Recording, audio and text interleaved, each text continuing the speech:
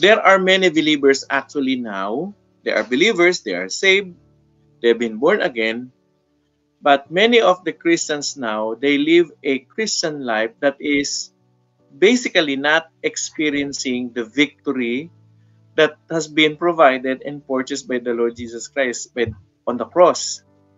Meaning to say, may mga Christian ngayon, ligtas nga sila, pero yung kanilang pamumuhay, hindi victorious.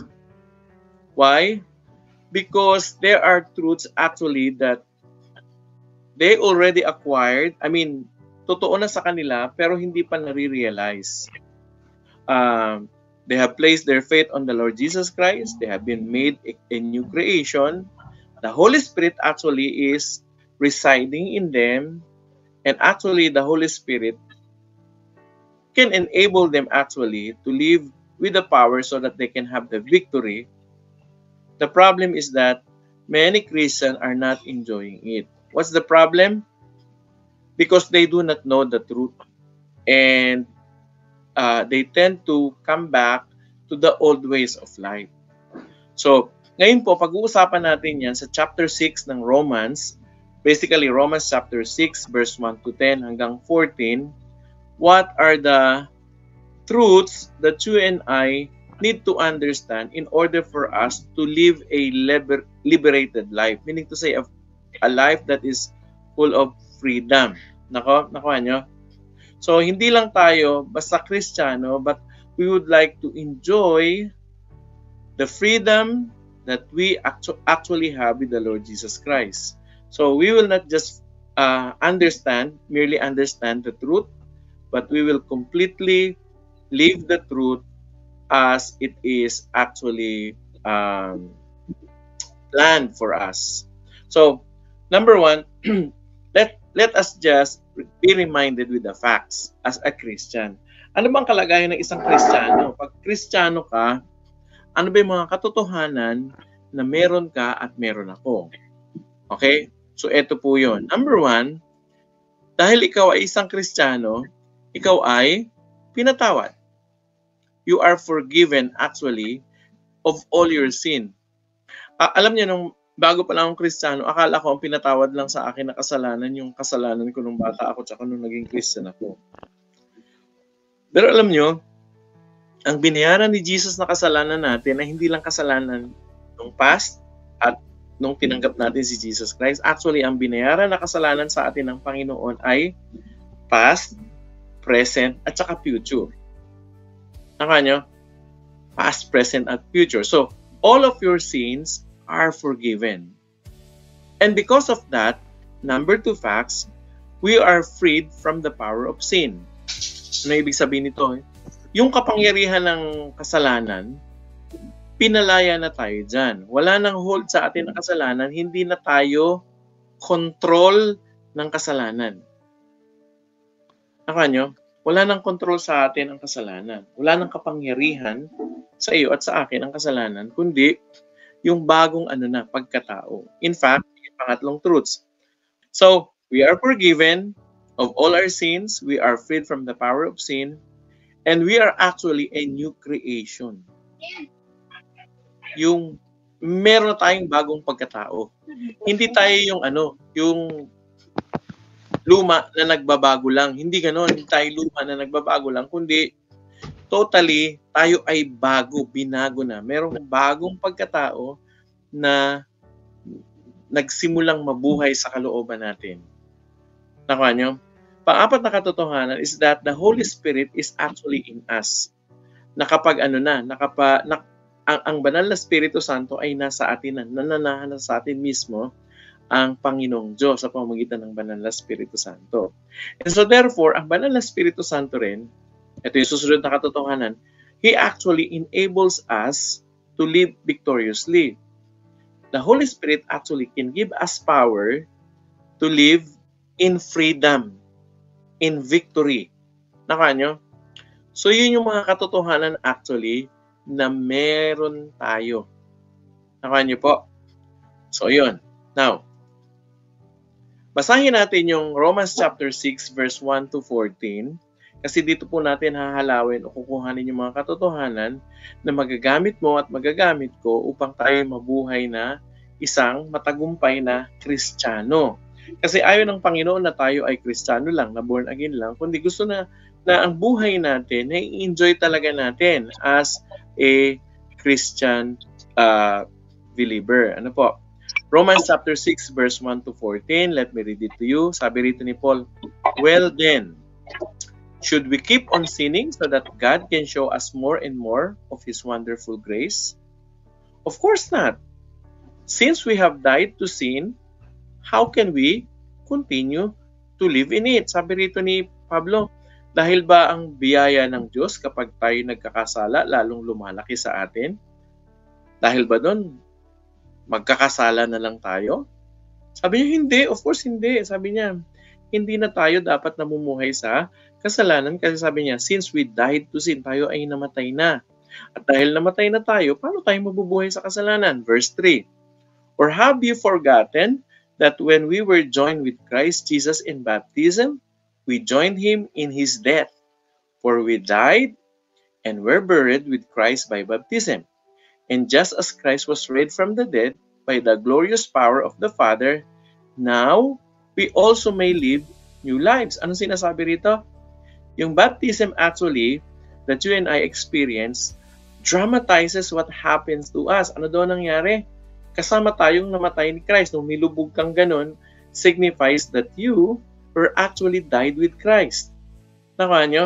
You were buried in baptism and actually you were raised. Nung inangat kang ganun, nabuhay ka din na kasama ng Panginoon. Verse 5, "Since we have been united with Him in His death," tayo daw ay nakaisa sa Kanya, sa kamatayan, ano daw nangyari? "We will also be raised to life as He was." Tayo rin ay binuhay actually katulad ng Panginoon. And we know that our old sinful selves, ano daw meron tayo? Yung old sinful selves, ano daw nangyari doon? They were crucified with Christ. Ipinakong kasama ni Kristo yun. Bakit? So that sin might lose its power in our lives. Kaya daw, ipinakong kasama ni Kristo yung ating mga makasalanang pagkatao para matanggalan siya ng kapangyarihan sa ating mga buhay. Kaya ang sabi rito ni Paul, basahin niyo po ito, "We are no longer slaves to sin." Tayo, hindi na tayo mga alipin ng kasalanan. So, hindi na natin obligasyon na paglingkuran ang kasalanan. Verse 7, "For when we died with Christ, we were set free from the power of sin." At nung namatay daw tayo kasama ni Kristo, si Kristo namatay at tayo na-identify tayong namatay, ano daw? Tayo ay pinalaya sa kapangyarihan ng kasalanan. Hindi na tayo nakagapos, hindi na tayo nakatali sa kasalanan. Verse 8, "And since we died with Christ, we know we will also live with Him." Dahil namatay tayong kasama ni Kristo at nabuhay din si Kristo, tayo rin ay kasamang nabuhay niya, kasama niya. Yun ang sinasabi ni Pablo, verse 9. "We are sure of this because Christ was raised from the dead. Christ was raised from the dead, and He will never die again. Death no longer has any power over Him. When He died once to break the power of sin. But now that He lives for the glory of God." Ano daw nangyari? Nung namatay si Kristo, sinira niya, winasak niya, at ngayon, nabubuhay si Kristo at nabubuhay siya para sa kaluwalhatian ng Diyos. Now, verse 11. "So," ano yung so? Ibig sabihin, therefore, dahil dyan, ano daw nangyari? Tayo, "also should consider yourselves to be dead to the power of sin." Dapat daw, kinoconsider daw natin na ating mga sarili na patay na tayo sa kasalanan at alive to God through Jesus Christ. Buhay tayo sa Diyos sa pamamagitan ni Kristo. Verse 12. Kaya ito sabi, "Do not let sin control the way you live. Do not give in to sinful desire." Dahil doon, hindi na natin kailangang ipakontrol pang ating mga buhay sa kasalanan o kaya sa ating mga makasalanang pagnanasa. Verse 13. "Do not let any part of your body become an instrument of evil to serve sin. Instead, give yourselves completely to God." Sabi, hindi na natin kailangan daw na yung ating katawan ay gamitin pa ng demonyo para sa kasalanan. Kundi ano dapat natin gawin? Ialay natin ang ating mga sarili ng buong buo sa Diyos sapagkat namatay na tayo sa kasalanan. But now, you have new life at nabuhay tayo, may bago tayong buhay sa Panginoong Diyos. Kaya ang sabi rito, so, use your whole body as an instrument to do what is right for the glory of God. Kailangan daw natin gawin? Gamitin na natin ang buhay natin para sa ikalululahati ng Diyos. Verse 14, sin is no longer your master. Sabi niya, ang kasalanan, hindi na yan ang inyong Panginoon. For you no longer live under the requirements of the law. Hindi na tayo nabubuhay sa batas. Instead, you live under the freedom of God's grace. Tayo ngayon ay nabubuhay sa kalayaan na nagmumula sa biyaya ng Panginoong Diyos. Yun po yung buong yun yung buong pag-uusapan natin ngayon. 3 bagay lang po. Actually, may mga sub-points ito. Pero may 3 bagay, 3 main point ako na gustong i-share sa inyong katotohanan. Number 1, there is something that you and I need to know. Okay? In order for you and me to live a victorious life, there is something that you and I need to know. Ano daw yung katotohanan na yun na dapat mong malaman at dapat kong malaman? Ito yun. When you trusted Jesus Christ as Savior, you were totally identified with Him.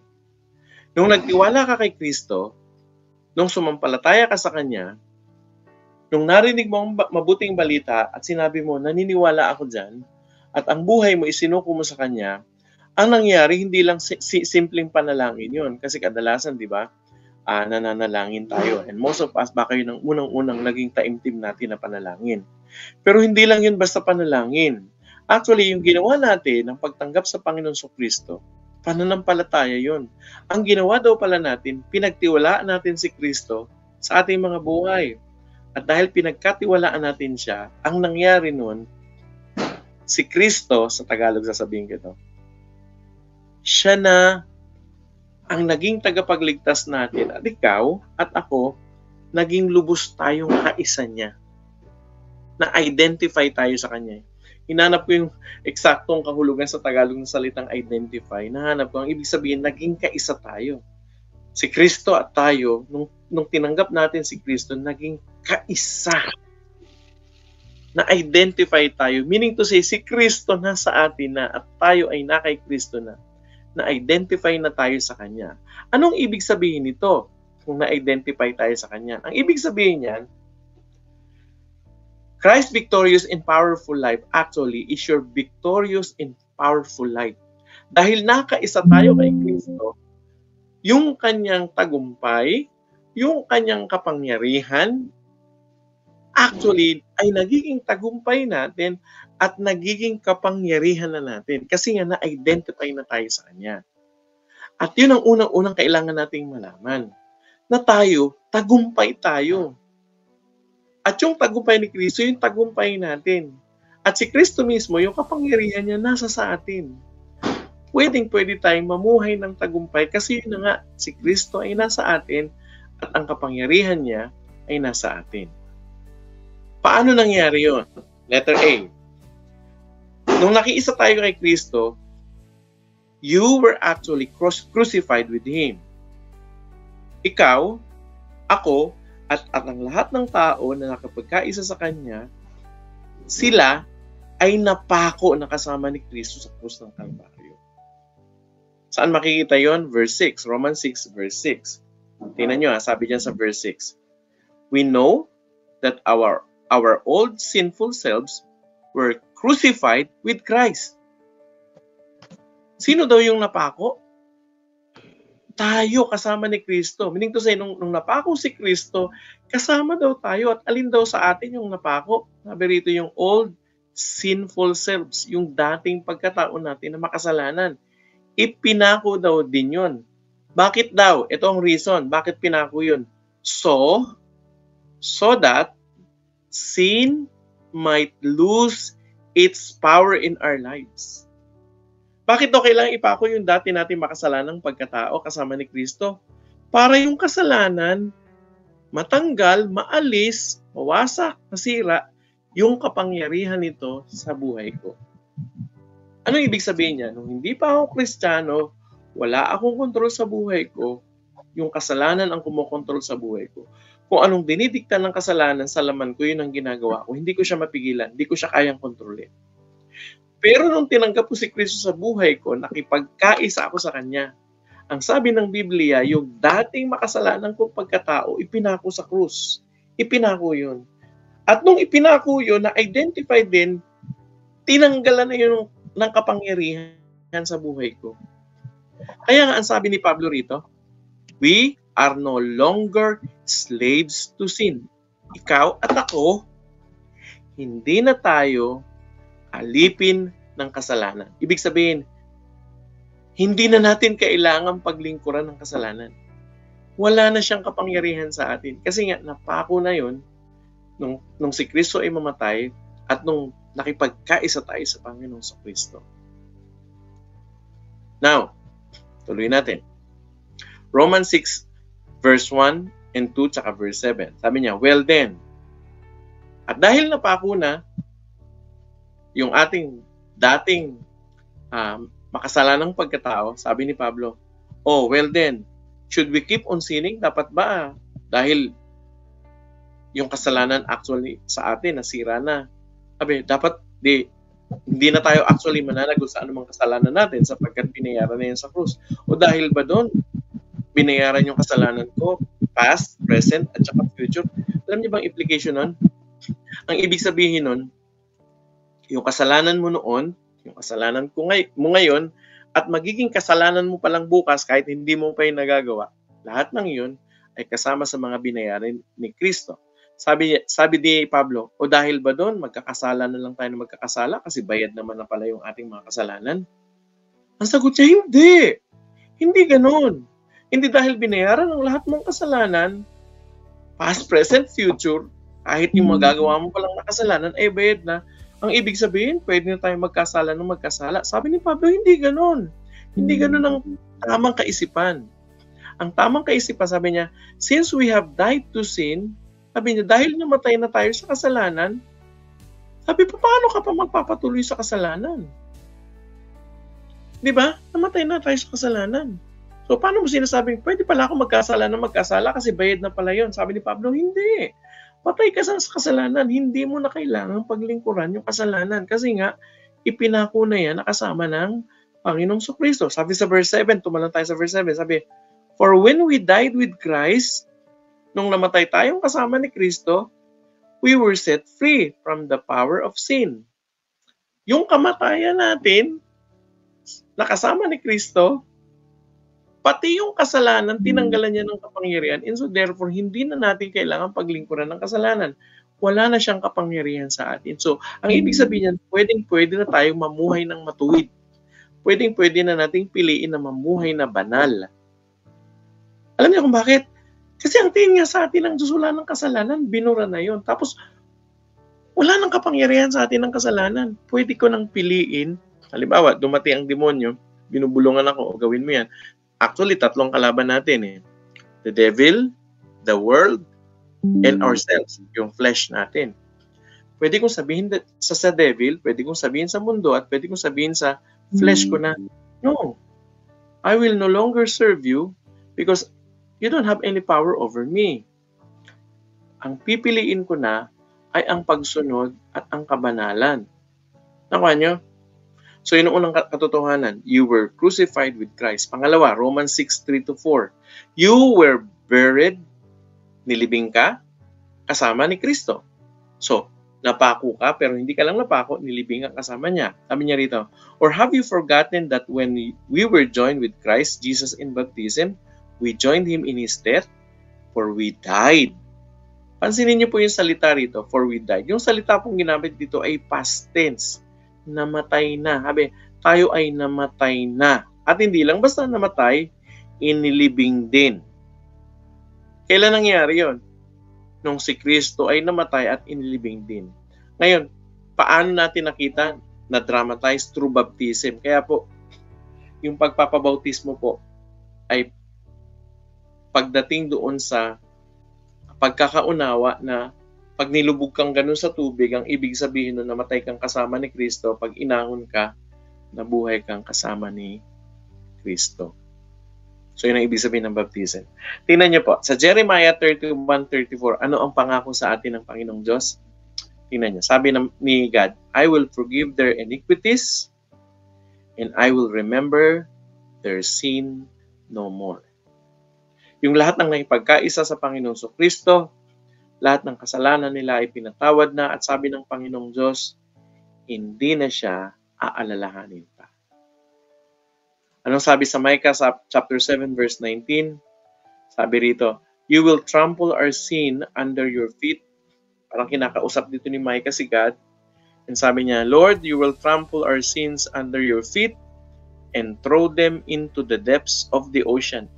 Sa Tagalog yan, itatapon sa pusod, sa ilalim ng pusod ng dagat. Anong ibig sabihin nun? Yung pinakamalalim na bahagi ng dagat. Alam niyo kung saan yun? Sa Marianas Trench yun. Sobrang lalim nun na wala pang tao actually na nakakarating nun. Ang ibig sabihin, itong salitang to, ang Panginoong Diyos kapag nagpatawad siya, hindi niya nauungkatin pa. Hindi niya naaalalahanin pa. At yun ang nangyari sa atin. Pangatlo, hindi lang tayo ipinako, namatay, at inilibing. Ang letter C, we were raised with Him. Tayo ay nabuhay na muli kasama ni Jesus. Romans 5:4b-5, sabi dito, and just as Christ was raised from the dead by the glorious power of the Father, now we also may live new lives. Ano sabi dito?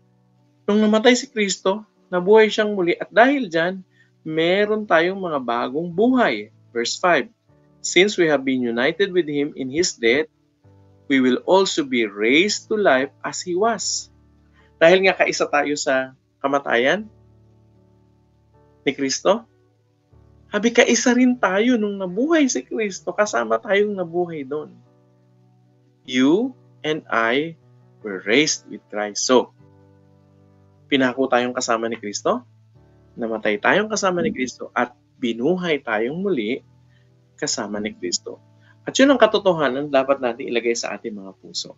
Sabi sa Ephesians 4:24, itong ginawa sa atin ng Diyos. Sabi rito, put on your new, mature, created to be like God, truly righteous and holy. Dahil nga, pre-provide na sa atin yung bagong pagkatao, ano daw ang kailangan natin gawin na? Isuot na natin. Isuot natin.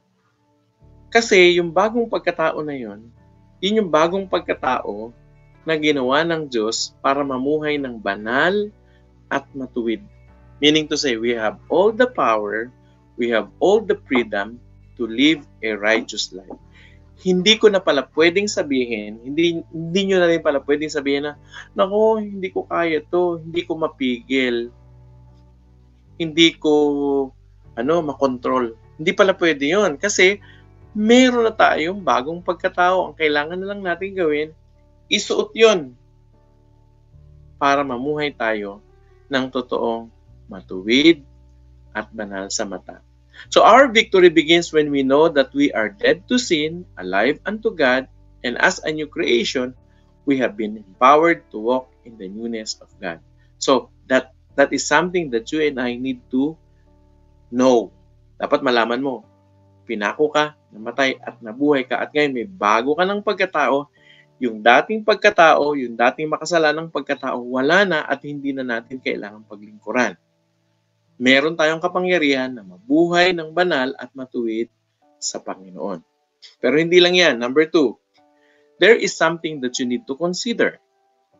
Romans 6:11. Sabi dito, so, you too, consider yourselves to be dead to sin, but alive to God in Christ Jesus. Ano daw? Yung katotohanan daw na tayo ay pinako, namatay at nabuhay na muli, ang kailangan daw pala nating gawin ay i-consider yung katotohanan na yun na tayo nga ay patay na. Sabi rito, consider yourselves to be dead to sin. ituring mo sarili mong patay na. Yung dating June, wala na. Yung dating Desa, yung dating Hiner, yung dating Pearl, wala na yan dati. Wala na yan. Yung bagong pagkatao na ang nasa atin. And so therefore, hindi ko na kailangang ipamuhay yung dati kasi wala na nga yun ngayon. Yung bagong ako na ang namumuhay. At ang buhay na yun, dapat ko nang ipaglingkod sa Panginoon.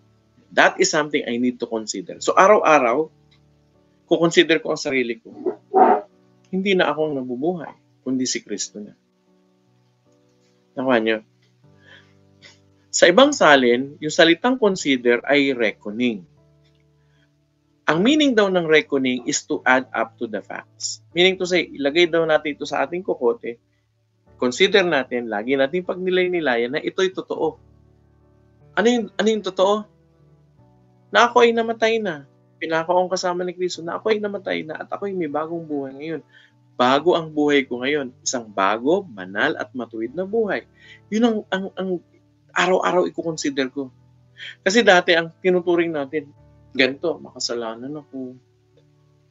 Hindi ko kaya ito. Meron pa nga tayong kasabihan na ako'y tao lang. Di ba? Ganyan. Tao lang ako.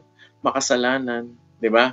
I don't know kung naiba sa inyo, ganyan pa rin yung dialogue. Tao lang. 'Di ba? Ang ibig sabihin ng tao lang, parang kino-consider natin na magkakamali talaga ako. Kino-consider ko sa utak ko magkakamali. Pero dito sa pinag-aaralan natin ngayon, hindi na yun ang sinasabi. Sinasabi, hindi, bagong tao ka na. At yung kasalanan mo noon, ngayon, at bukas sa mga darating pang panahon, kurado na yun. Hindi na yung tinitingnan ng Panginoon. Hindi na tinitingnan ng kasalanan mo. Kasi nga, ang kasalanan mo, bayad na lahat yun. So, that is something that we have to reckon or consider. And so therefore, malaya na ako, panatag na ako, ang kailangan ko na lang isipin ay kung papaano ko ipapamuhay ng matuwid at banal yung buhay ko. Ano yung ang ibig sabihin ng manner? Sabi kasi, consider yourself in a manner, di ba? Or reckon yourself in a manner. Ano ibig sabihin ng manner? Manner is an act of faith. Ano ibig sabihin ng act of faith? Pinaniniwalaan mo. Pinaniniwalaan mo yung sinabi ng Panginoon sa Kristo. Hindi naman natin, di ba, parang ang ilan sa atin siguro sasabihin, hindi ko kasi naramdaman. Nakuha nyo, ang pananampalataya hindi nakabase sa pakiramdam. Ang pananampalataya ay nakabase sa katotohanan na sinasabi ng Bible. Kaya kung sinabi ng Bible na malaya ka na sa kasalanan, hindi ka na kontrol ng kasalanan, paniniwalaan mo yun, meron kang hakbang o meron kang hakbang na may pananampalataya, niyayakap mo ito. Manner is an act of faith. Number 3. So, there's something that you need to know. There's something that you need to consider. Pangatlo, there is something that we need to yield. Anong ibig sabihin ng yield? Submit. We have to what? We have to submit ourselves. Romans 6:12. O, eto na yun. Ano yung dapat natin isubmit? Therefore, sin is not to reign in your mortal body so that you obey its lust. Ano dapat kong i-yield, i-surrender? Yung sarili ko. Saan? Sa Panginoon. Isusurrender ko siya at hindi ko na paghahariin pa sa katawan ko ang kasalanan. Hindi ko na obligasyon, wala nang kapangyarihan sa aking katawan, ang lust. Ano bang lust Tagalog? Yung pita ng laman o yung gawa ng laman kasi nga malaya na ako dyan. Wala na ako dyan. Romans 6:11, and do not go on presenting the parts of your body to sin. Sabi, huwag nyo nang ibigay ang inyong katawan, anumang bahagi ng inyong katawan sa pagkakasala. But rather present yourselves to God as those who are alive from the dead. Tayo ay bago na, wala nang kasalanan. So, nasa isip ko na lang, pe-present ko yung sarili ko kay God bilang handog. So, parang ganito. Let me give you a very practical application. Dati, nung hindi ko pa naiintindihan ito, nahihiya ako na mag-share ng gospel o kaya mag-preach o kaya mag-share ng word of God Kasi ang laging linalagay sa utak ko ng demonyo, uy, ikaw nga nagkasala ka eh. Nagsinungaling ka kahapon. O kaya nung nakaraang taon, o meron kang kung ano man kasalanan, whatever it is. So therefore, hindi ka karapat-dapat manglingkod. Kung ako nabubuhay pa sa paniniwalang ganon, hindi na nga ako maglilingkod. Sasabihin ko, tingnan mo na, pag mabait na ako. Pero hindi darating ang panahon na yun. Actually, ito ang totoo. Nung tinanggap natin si Kristo, ang tingin na sa atin ng Panginoong Diyos, wala nang kasalanan. Dahil nga, binayaran na yun ng Panginoon. Kahit yung kasalanan mo kanina, hindi na yun ang tinitingnan sa'yo. Ang tinitingnan na ng Panginoong Diyos sa atin, yung ginawa ni Kristo kasi nga bayad na lahat yun. Tama nyo? Now, Pastor, edi pwede na akong gumawa ng kasalanan. Yun nga yung sinasabi ni Pablo. Dahil bayad na tayo, kailangan ba tayong gumawa ng kasalanan? Sabi niya, hindi. Hindi na natin kailangan. Kasi nga, patay na tayo doon. So bakit ka pa mamumuhay doon? So kung nagkamali ka, nagkasala ka in the past, bayad yun, pero hindi ibig sabihin na mananatili ka doon kasi nga patay ka na doon. Ang ipamuhay mo ngayon, yung bago na. Yung bago na ang inaasahan sa atin. Kaya sabi rito, i-present na natin yung lahat ng instrumento ng katawan natin. Yung katawan natin, hindi na sa kasalanan, kundi sa katuwiran na. So wala na akong guilt. Guilt-free na ako. Bakit? Kasi binayaran ng Panginoon sa Kristo lahat ng kasalanan ko. Ang iisipin ko na ngayon, hindi yung guilt. Ang iisipin ko na ngayon, paano na ako magpapatuloy sa pagsunod sa Kanya. Kasi nga bayad yun. Nakuha nyo? Romans 6:14, for sin shall not be master over you. Hindi na daw, wala nang kapangyarihan sa atin ang kasalanan. Sabi niya, for you are not under the law, but under grace. Hindi na natin kailangang paglingkuran ng kasalanan, wala na siyang kapangyarihan sa atin, kundi dahil sa biyaya ng Panginoon, meron tayong kapangyarihan ngayon. So anong kailangan natin ngayon? We have to yield actually to the power and work of the Holy Spirit.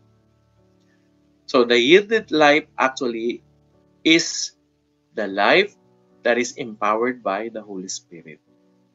Ano sabi sa Galatians 5:16? Walk in the Spirit and you shall not fulfill the lust of the flesh. So, ang kailangan ko nang gawin, magdidesisyon ako araw-araw na ipamuhay ang buhay na kasama ang banal na Espiritu araw-araw.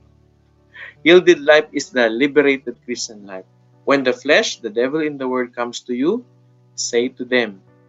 Ito daw sasabihin natin kapag ang kasalanang laman, ang diablo, at ang mundo, sinasabi sa atin, magkasala ka ulit, gawin mo ulit ito.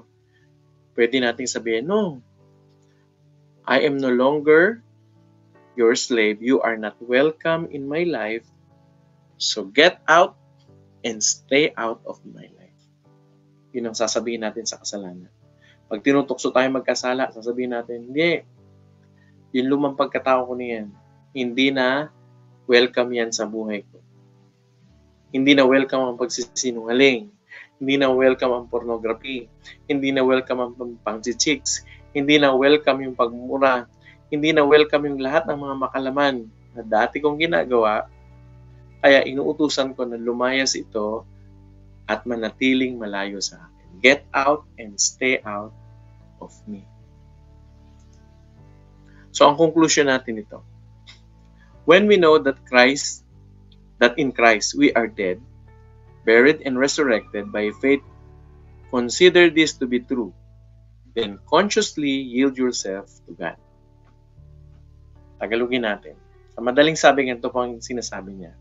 Ang isang victorious Christian life ay naniniwala na siya ay napakong kasama ni Kristo, nilibing at nabuhay na muli.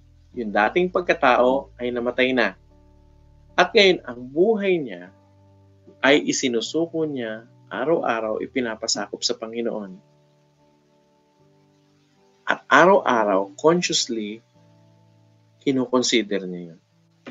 Sinasabi niya, ako ay kaisa ng Panginoon, ako ay banal, ako ay matuwid, kasi yun ang bagong buhay na ibinigay sa akin. And so therefore, you allow also the Holy Spirit to empower you and give you that power to live a victorious Christian life. Paano, Pastor, kung kanina lang nagkamali ako? Then confess.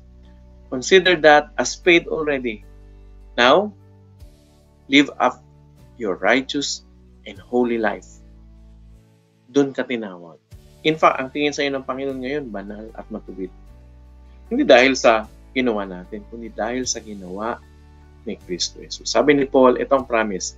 Paul promises, for sin shall not have dominion over you, for you are not under the law, but under grace. Amen po ba? A victorious Christian life starts with that understanding and with that decision to daily walk according to the will and righteousness of God. So, yun po. Last week, review lang natin. Last week, napag-usapan natin na may dalawang klaseng Kristiyano, di ba? Yes, yung carnal at saka spiritual. Nakuha nyo? Paano maging mabuhay ng spiritual? Kailangan lang natin i-consider na matay na tayo at hindi na kailangan mabuhay yun. Hindi ko na kailangan paglingkuran yung dating yung kasalanan at hindi ko na kailangan pamuhay yung dating pagkatao, kundi yung bagong pagkatao na. At ngayon, meron ako ngayong pagkakataon na mabuhay ng matuwid at banal sa harapan ng Panginoon Diyos. Amen po ba? Amen po. Yes, praise God. So, actually, Jeff, sabi rin sa Romans chapter 8 verse 1, there is now no condemnation. Alam niyo mga kapatid, walang sino mang makakapagduro sa inyo na ikaw makasalanan ka. Wala na. Kasi ang Panginoong Diyos nga, hindi tayo sinisisi, hindi tayo dinuduro. So, mas lalong walang karapatan ang demonyo o kung sino mang tao. For we are no longer under condemnation. Amen po ba? Okay, sa susunod po na pag-aaral natin, pag-uusapan naman natin paano natin mapapanatili na araw-araw tayo ay pinupuspos ng banal na spirito. Nakuha nyo? So, as we consider ourselves dead into sin with new life and yielded, meaning submitted to the Holy Spirit, ang Holy Spirit, pupuspusin tayo araw-araw. At by the way, yung pagpupuspos ng Banal na Espiritu Santo pala, automatic. Napipigilan lang siya pag yung tao namumuhay sa kasalanan, carnality. Siyempre, nagigrieve yung Holy Spirit.